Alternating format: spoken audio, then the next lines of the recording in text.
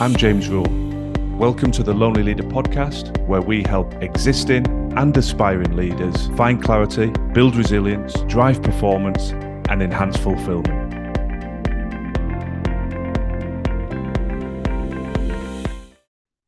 I want to talk today about imposter syndrome.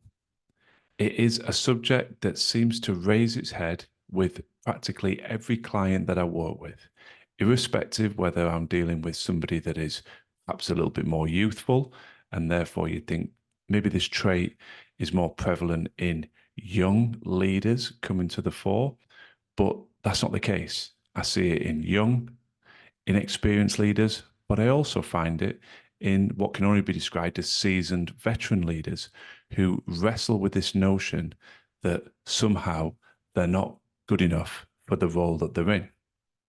So there are a few points that I think will hopefully help you combat this particular emotion, for want of a better word. I don't think you can ever completely destroy it. I think it's something that pops up invariably when you're dealing with change, and that's healthy. So let's start with a simple reminder. Very few of us can walk into a role without somebody else's permission. Now, what do I mean by that? Well, think of the role you're in now. Did you have to submit a CV? Did you go for an interview? Did somebody ultimately make a decision to hire you or to promote you into your role? Now, if you started your own business, the answer will be quite possibly no. But for the vast majority of you, it will be a resounding yes. So first and foremost, remember that somebody saw talent and ability in you at such a level that they were willing to give you an opportunity and promote you into or recruit you into your role. Therefore, what you think is somewhat academic. Other people around you have faith in you. So I think it's just a nice, healthy reminder to start this particular episode. I think the next point that I want to raise is accept your mistakes. None of us are robots. None of us are perfect. We will all make mistakes. In fact, the definition that you've heard me talk about repeatedly on this podcast of high performance, my favorite definition of high performance, came originally from Phil Neville, the former professional footballer.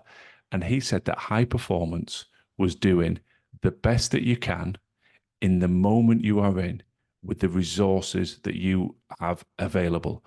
And why I like that is because it recognizes the moment you're in and the resources you have available. Quite often, particularly as leaders, you'll be in the most challenging of moments. You won't have adequate resource, whether that's financial, budgetary, or staff headcount resource. And yet you make decisions. You move forward to the best of your ability, but not every decision will be perfect. You will make some mistakes, and that's okay. Just because you've made mistakes doesn't mean you're an imposter. You're a human being. And the important thing is, rather than beating yourself up over those mistakes, is to always be mindful of the need to reflect. What could you have done differently? What do you know now that you didn't know when you made the initial decision? How do you course correct? How do you repair any damage done from that decision? Obviously, it's a problem if you keep making the same mistake repeatedly.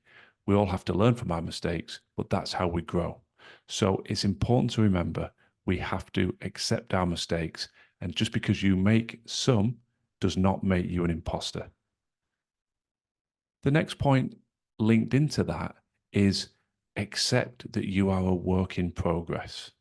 I would challenge anybody in any role, in any sector, anywhere in the world to say, I am the finished article. Whether you look at sport, whether you look in business, people at the higher level of achievement still retain a growth mindset and a desire to improve. That might be a sports person still working at their game, at their craft, trying to get 1 or 2% better. That could be a leader investing in their own growth and development to try and bring even more of themselves to their role.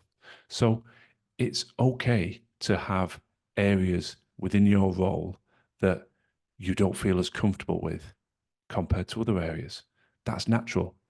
Everybody has different strengths. I was far more comfortable in my chief executive roles in the commercial, people facing, human interaction elements of the role than I was, say, in the financial elements of poring over spreadsheets. But that's why I had great finance directors.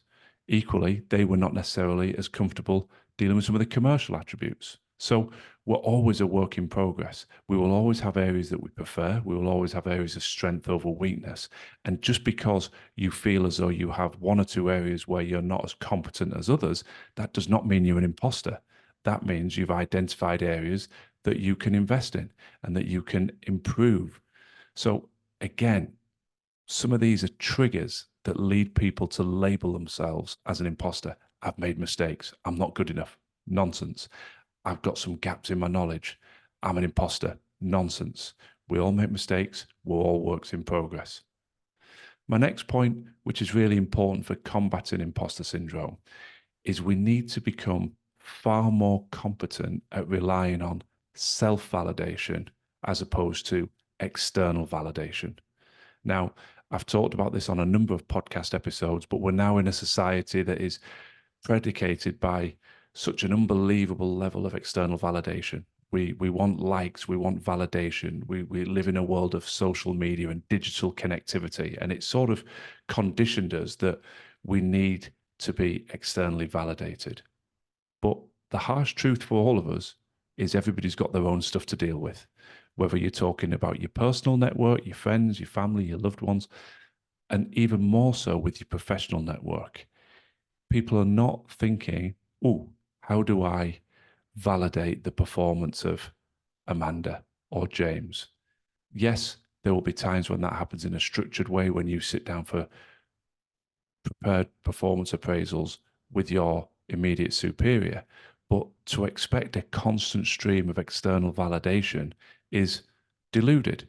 And therefore, when that constant stream doesn't come, it doesn't mean you're an imposter. It just means that people around you are busy with their own to-do lists, with their own personal and professional challenges, and they simply haven't got the bandwidth or simply don't have you high enough on the radar to be constantly praising and validating your performance.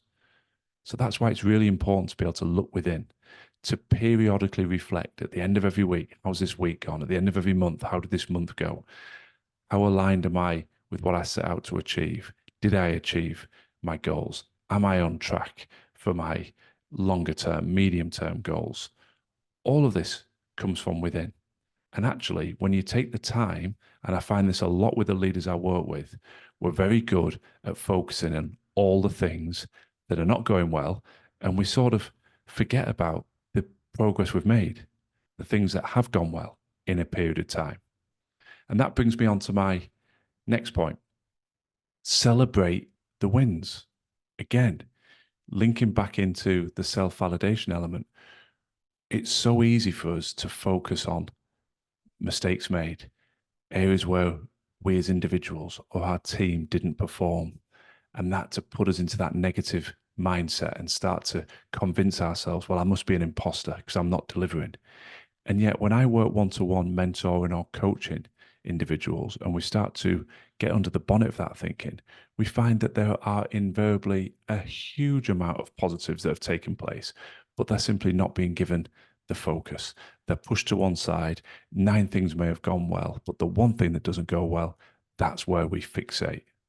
So I think it's really important to take the time to celebrate wins individually for you as a leader and also with your team.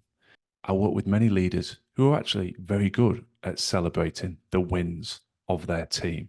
They're very connected, they're very empathetic, they've got great trust and rapport with their direct reports, and they're very conscious of reiterating good practice, great examples of customer service, whatever it may be, and validating those individuals and praising those individuals. Where they are weak, though, is applying that same focus to their own performance and the ability to celebrate their own achievements. It's a simple yin and yang process. Yes, there will be things that come into your consciousness where you think, could have done that better, made a bit of a mistake there. But we need to counterbalance that by looking at what went well and making sure we retain a perspective. I said at the start of the episode that the feeling of imposter syndrome is often attributed to periods of change, and that's healthy. So I just want to conclude by revisiting that statement. When everything's going well in your role, it's very rare you're going to feel like an imposter. But when you're being challenged, when you feel some additional pressure, that's when these feelings of, I'm not good enough, I'm an imposter, will come to the fore. So I think it's important to accept that it's not in reality the fact that you are an imposter, it's the fact that you are being challenged.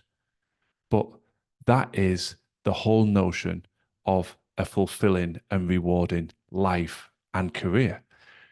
If we knew everything, we had all the answers, we never felt uncomfortable, we were never challenged, and everything in our personal and professional life was just easy, achievable, and there was zero challenge. I can appreciate you hear me say that and go, oh yeah, that'd be wonderful. But it wouldn't in reality. There wouldn't be any fulfillment. There wouldn't be that satisfaction that we get when we meet and overcome challenge, that sense of satisfaction when we feel that we have grown professionally or personally. So many facets of our life require continuous growth.